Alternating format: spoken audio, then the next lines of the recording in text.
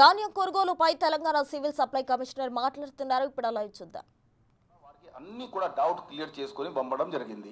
That was a inter departmental meeting. ఇవాళ కూడా agriculture marketing director గారు మాతోటి ఉన్నారు. ఎందుకంటే ఇది ఒక డిపార్ట్మెంట్ చేసే కసరత్ కాదు, మీ ప్రెస్ నోట్లో కూడా ఉన్నది. దాంట్లో అగ్రికల్చర్ డిపార్ట్మెంట్, రెవెన్యూ డిపార్ట్మెంట్, మనము మార్కెటింగ్ డిపార్ట్మెంట్ అందరూ కలిసికట్టుగా ఒక రైతులకి బెనిఫిట్ కోసం పనిచేస్తున్నాం. సో ఈ అంతా కూడా ఎంత రిక్వైర్మెంట్ ఉంది దానికి పొజిషనింగ్గా ఫస్ట్ ఆర్ ఫార్మోస్ట్ కొన్ని ఆపోలాలు తిరుగుతున్నాయి, అనుమానాలు తిరుగుతున్నాయి, ఫాల్స్ న్యూస్ తిరుగుతున్నాయి. మీరు క్లియర్గా చూసుకోండి. ఇక్కడ రిక్వైర్మెంట్ మేరకు ఆల్రెడీ పొజిషనింగ్ చేయడం జరిగింది.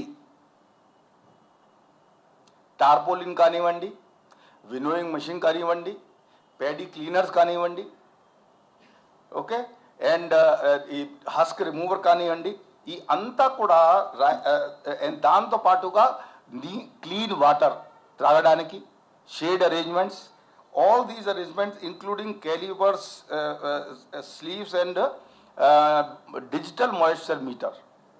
ఈ అంతా కూడా ఆల్రెడీ పీపీసీలో మనము బిఫోర్ 1st April పొజిషనింగ్ చేసాం.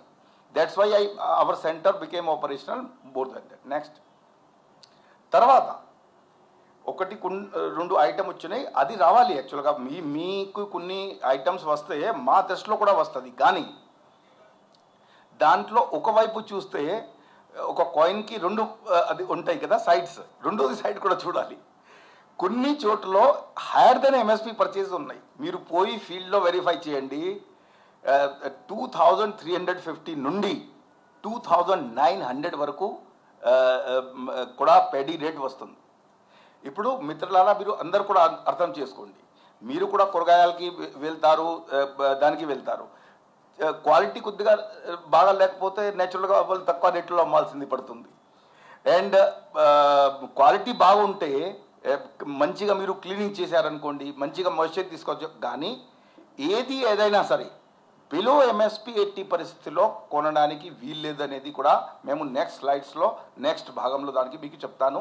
కానీ ఈ స్లైడ్కి డేటాతో సహా మీకు చూపించడానికి కారణం ఏంటి అంటే ఏవవ్ ఎంఎస్పి కూడా పర్చేజ్ జరుగుతున్నది రాష్ట్రంలో.